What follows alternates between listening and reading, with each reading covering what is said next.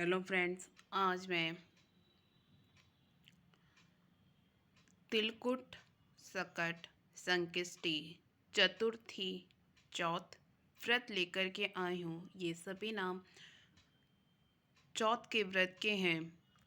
कहीं पर संकष्टी चौथ कहा जाता है, कहीं पर सकट चौथ और कहीं पर तिलकुट्टा चौथ या कहीं पर तिल वाली चौथ भी कहा जाता है। इससे संबंधित वीडियो मैं लेकर के आई हूँ। इसमें हम कहानी सुनते हैं तो हमें तिलकुट जरूर लेना होता है, जैसा कि नाम से ही हमें पता लग रहा है।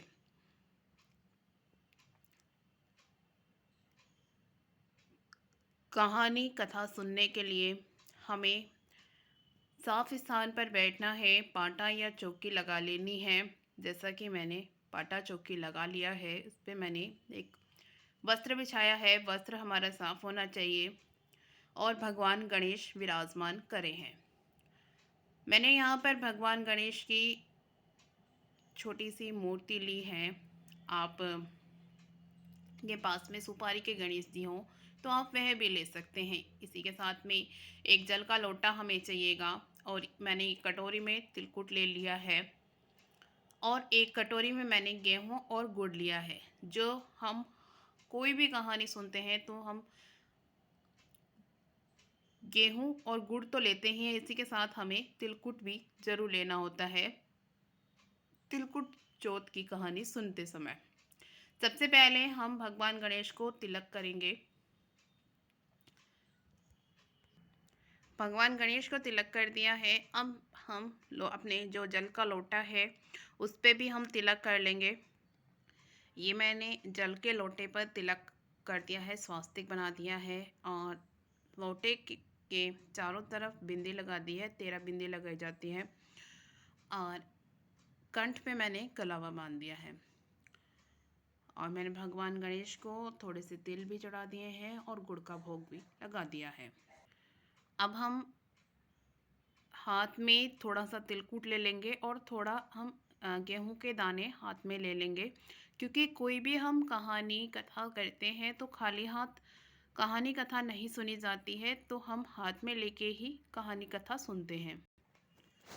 हाथ में हमने तिल और अनाज के दाने ले लिए हैं। इसी के साथ में जो कहानी सुनाने वाला है और कहानी सुनने वाला है वह भी अपने तिलक कर लेगा।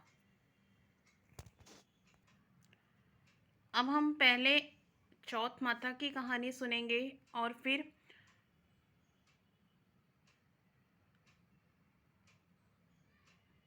गणेश जी की कहानी सुनेंगे। तो पहले मैं चौथ माता की कहानी सुनाती हूँ। एक साहूकार और एक साहूकारनी थे। वह धर्म पुण्य को नहीं मानते थे, इसके कारण उनके बच्चा नहीं हुआ। एक दिन पड़ोसन सकट चौथ की कहानी सुन रही थी। तब साहूकारनी उसके पास जाकर बोली, तुम क्या कर रही हो? चौथ का व्रत करने से क्या होता है? तब वह बोली कि अन्न धन सुहाग हो, बेटा हो। तब साहूकार की बहू बोली कि यदि मेरे गर्भ रह जाए तो 1.25 तिलकुट करूंगी और चौथ का व्रत भी करूंगी। उसके गर्भ रह गया तो वह बोली कि मेरे लड़का हो जाए तो मैं 2.5 सेर का तिलकुट करूंगी। उसके लड़का भी हो गया, पर वह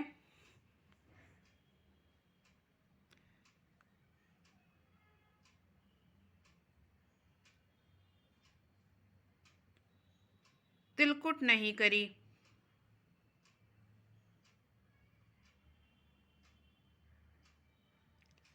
फिर बोली मेरे बेटे का विवाह हो जाए तो मैं 5 सेर का तिलकुट करूंगी। जब बेटे का विवाह तय हो गया तो वह विवाह करने चले गए। तब चौथ बिंदायक ने सोचा कि जब से इसके गर्भ रहा है तब से रोज तिलकुट बोलती है और अब तो बेटे का विवाह भी हो रहा है, तब भी तिल का एक दाना भी नहीं दिया।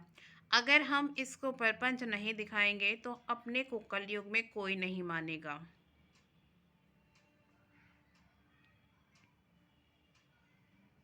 हम इसके बेटे को फेरों में से ले लेते हैं। जब उसने 3 फेरे लिए तो चौथ माता गरजती हुई आई और उसको उठाकर पीपल पर बिठा दिया। हाहाकार मच गया और सब उसको ढूंढने लगे, परंतु कहीं भी नहीं मिला। लड़कियां गणगौर पूजने गांव से बाहर दूब लेने जाती थी, तब वह एक लड़की को देखकर कहता, आ मेरी अध ब्याही। यह बात सुनकर वह लड़की सूख कर कांटा हो गई। तब लड़की की माँ बोली कि मैं तुझे अच्छा खिलाती हूँ, अच्छा पहनाती हूँ, फिर भी तू क्यों सूखती जा रही है। तो वह बोली कि जब मैं दूब लेने जाती हूँ तो पीपल में से एक आदमी बोलता है कि आ मेरी अध ब्याई, और उसने मेहंदी लगा रखी है, सेहरा बांध रखा है। तो उसकी माँ उठी और देखा कि वह तो उसका जमाई है। तब वह अपने जमाई से बोली, यहाँ क्यों बैठा है? मेरी बेटी तो अत्याचार कर दी और अब क्या लेगा? तब वह बोला कि मेरी माँ ने चौथ माता का तिलकुट बोला था, उसने नहीं किया और चौथ माता नाराज हो गई और मेरे को यहाँ बिठा दिया। वह वहाँ गई और साहूकारनी से बोली कि तुमने सकट चौथ का कुछ बोला है क्या? तब साहूकारनी बोली, तिलकुट बोला था। फिर साहूकारनी बोली कि अगर मेरा बेटा आ जाए तो मैं 2.5 मन का तिलकुट करूंगी। गणेश चौथ राजी हो गई और उसके बेटे को फेरों में लाकर बिठा दिया। बेटे का विवाह हो गया। तब उन लोगों ने 2.5 मन का तिलकुट कर दिया और बोली कि हे चौथ माता। उन लोगों ने 2.5 मन का तिलकुट कर दिया और बोली कि हे चौथ माता, तेरे आशीर्वाद से मेरे बेटे बहू घर आए हैं, जिससे मैं हमेशा तिलकुट करके व्रत करूंगी। सारे नगर में ढिंडोरा पिटवा दिया कि सब कोई तिलकुट करके चौथ का व्रत करना। हे चौथ माता, जैसा उसके बहू बेटे को मिलवाया वैसा सबको मिलवाना। कहते सुनते सब परिवार का भला करना।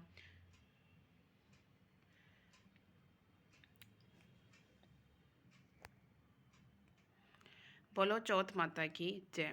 अब हमने हाथ में जो अनाज के दाने और तिलकुट लिए हैं, उसमें से कुछ एक हम अपने लोटे के जल में छोड़ देंगे और इसके बाद हमें गणेश जी की कहानी सुननी है, क्योंकि हम कोई भी कहानी कथा करते हैं उसके बाद हमें गणेश जी की कहानी ज़रूर सुननी होती है। इसी से हमारी कोई भी कथा कहानी पूर्ण मानी जाती है। अब मैं गणेश जी की कहानी कहती हूँ। एक शहर में देवरानी जिठानी रहती थी। देवरानी गरीब थी और जिठानी अमीर थी। देवरानी गणेश जी की भक्त थी। देवरानी का पति जंगल से लकड़ी काट कर लाता और लाकर बेचता था और अक्सर बीमार रहता था। देवरानी जिठानी के घर का सारा काम करती और बदले में जिठानी बचा हुआ खाना, पुराने कपड़े आदि उसको दे देती थी। इसी से देवरानी का परिवार चल रहा था। माघ महीने में देवरानी ने तिलकुट का व्रत किया। 5 रुपए का तिल व गुड़ लाकर तिलकुट बनाया। पूजा करके तिल चौथ की कथा कहानी सुनी और तिलकुट चीके में रख दिया और सोचा कि चांद उगने पर पहले तिलकुट्टा और उसके बाद ही कुछ खाऊंगी। कथा सुनकर वह जिठानी के यहाँ काम करने चली गई। खाना बनाकर जिठानी के बच्चों को खाना खाने को कहा तो बच्चों बोले, माँ ने व्रत किया है और माँ भूखी है। जब माँ खाना खाएगी तभी हम सभी खाएंगे। जेठ जी को खाना खाने को कहा तो जेठ जी बोले, मैं अकेला खाऊंगा, तब चांद निकलेगा, सब खाएंगे तभी खाऊंगा। देवरानी ने कहा, मुझे घर जाना है, इसलिए मुझे खाना दे दो। जेठानी ने उसे कहा, आज तो किसी ने भी अभी तक खाना नहीं खाया, तुम्हें कैसे दे दूं? तुम सवेरे ही बचा हुआ खाना ले जाना। देवरानी उदास मन से घर चली आई। देवरानी के घर पर पति बच्चे सब आस लगाए बैठे थे कि आज तो त्योहार है, इसलिए कुछ पकवान आदि खाने को मिलेगा। परंतु जब बच्चों को पता चला कि आज तो रोटी भी नहीं मिलेगी तो बच्चे रोने लगे। उसका पति भी बहुत क्रोधित हो गया और कहने लगा कि दिन भर काम करने के बाद भी वह 2 रोटियां नहीं ला सकती तो काम क्यों करती है। पति ने गुस्से में आकर पत्नी को कपड़े धोने से पीटा। धोना हाथ से छूट गया तो पाटे से मारा। वह बेचारी गणेश जी को याद करती हुई रोते रोते पानी पीकर सो गई। उस दिन गणेश जी देवरानी के सपने में आए और कहने लगे, मारी पाटे मारी सो रही है या जाग रही है। वह बोली, कुछ सो रहे हैं कुछ जाग रहे हैं। गणेश जी बोले, भूख लगी है, खाने के लिए कुछ दो। देवरानी बोली, क्या दूं, मेरे घर में तो अन्न का एक दाना भी नहीं है। जेठानी बचा कुचा खाना देती थी, आज तो वह भी नहीं मिला। पूजा का बचा हुआ तिलकुट छिक्के पे पड़ा है, वही खा लो। गणेश जी ने तिलकुट खाया और उसके बाद कहने लगे, धोने मारी पाटे मारी निमटाई लगी है, कहाँ निमटूं। उसने कहा, यह खाली झोपड़ी है, आप कहीं भी जा सकते हैं, जहाँ इच्छा हो वहाँ निमट लो। फिर गणेश जी बोले, अब कहाँ पूछूं। अब देवरानी को बहुत गुस्सा आया कि उसने उन्हें कब से परेशान किया जा रहा है। सो बोली, मेरे सिर पर पोंछो। और कहा, देवरानी जब सुबह उठी तो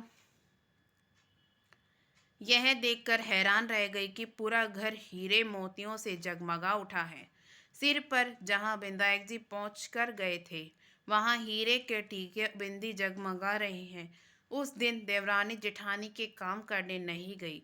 जेठानी ने कुछ देर तो राह देखी, फिर बच्चों को देवरानी को बुलाने भेज दिया। जेठानी ने सोचा, कल खाना नहीं दिया था, इसलिए शायद देवरानी बुरा मान गई होगी। बच्चे बुलाने गए और बोले, चाची चलो, माँ ने बुलाया है, सारा काम पड़ा है। दुनिया में चाहे कोई मौका चूक जाए, पर देवरानी जेठानी आपस में कहने का मौका नहीं छोड़ती। देवरानी ने कहा, बेटा बहुत दिन तेरी माँ के यहाँ काम कर लिया, अब तुम अपनी माँ को ही मेरे यहाँ काम करने भेज दो। बच्चों ने घर आकर माँ से कहा कि चाची का पूरा घर हीरा और मोतियों से जगमगा उठा है। जेठानी दौड़कर देवरानी के पास आई और पूछा कि यह सब कैसे हो गया। देवरानी ने उसके साथ जो हुआ वो सब कह डाला।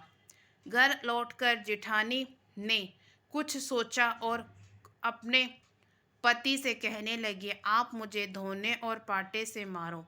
उसका पति बोला कि भली मानस, तूने तो कभी तुम पर हाथ भी नहीं उठाया है, मैं धोने पाटे से कैसे मार सकता हूँ। वह नहीं मानी और जिद करने लगी। मजबूरन पति को उसे मारना पड़ा।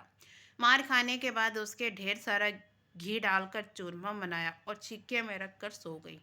रात को चौक विधायक जी भी उनके सपने में आए और कहने लगे कि उन्हें भूख लगी है, मैं क्या खाऊं।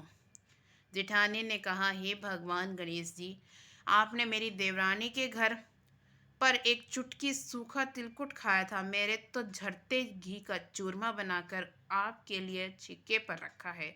फल और मेवे भी रखे हैं, जो चाहे खा लो। गणेश जी बोले, अब निमटू कहाँ। जेठानी बोली, उसके यहाँ एक टूटी झोपड़ी थी, मेरे यहाँ एक उत्तम दर्जे का महल है, जहाँ चाहो निमटो। फिर गणेश जी ने कहा, अब पहुँचो कहाँ। वे बोले, पहले चूल्हे के नीचे गाड़ी हुई मोहरों की हांडी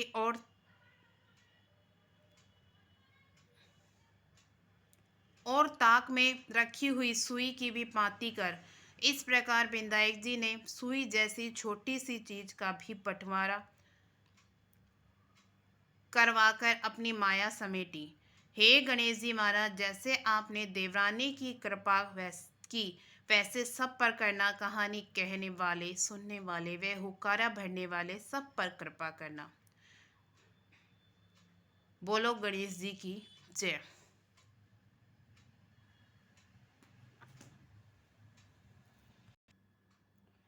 अब आपने हाथ में अनाज के दाने और तिलकुट हाथ में लिया है।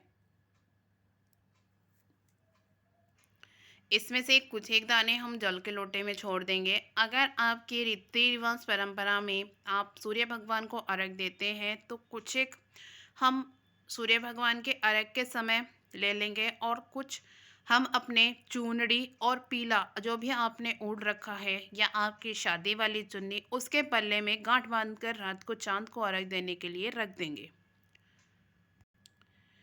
इसके बाद हमें हाथ जोड़ के चौथ माता से प्रार्थना करनी है कि आप हमारी पूजा स्वीकार करो, हमसे कोई भूल त्रुटि हुई हो तो उसे क्षमा करो, हम पर, हमारे परिवार पर आप कृपा बनाए रखना। इस तरीके से हम प्रार्थना कर लेंगे। इसके बाद हमें बायना निकालना होता है। तो बायना कहानी सुनने के बाद तिलकुट पर निकलता है। तो तिलकुट, ये तिलकुट है और ये मैंने कुछ दक्षिणा लेनी है। हमें दक्षिणा ज़रूर लेनी है। दक्षिणा आप अपने सामर्थ्य के अनुसार ले सकते हैं और हमें बायना निकाल देना है।